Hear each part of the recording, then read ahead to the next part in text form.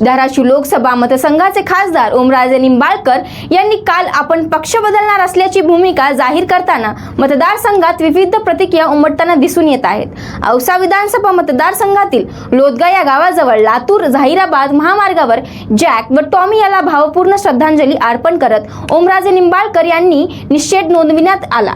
याच जॅक व टॉमी तुम्ही खासदार झाला होता, आता दादा तुम्ही गेलात, मात्र या जॅक आणि टॉमी इथेच असल्याची भावना कार्यकर्त्यांमधून व्यक्त होत आहे।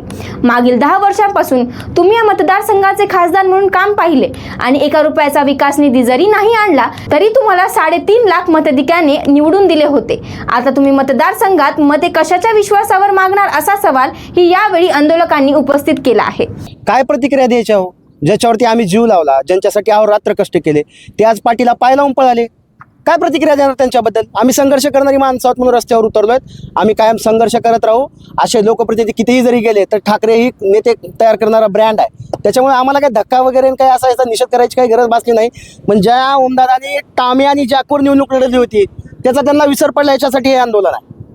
तुम्ही सामान्य ओमदादा नेहमी भाषणामध्ये सांगायचे मी प्रस्थापिताच्या विरोधात निवडणूक लढवतोय, मी जॅक आणि टॉमी देणारा खासदार आहे। मग आज जॅक आणि टॉमी देणारा खासदार सत्तेमध्ये काय जात आहेत?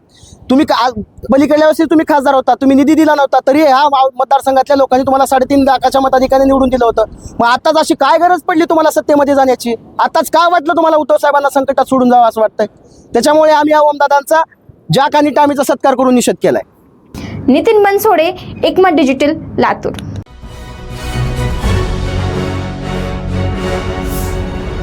Thanks for watching Ekmat Digital.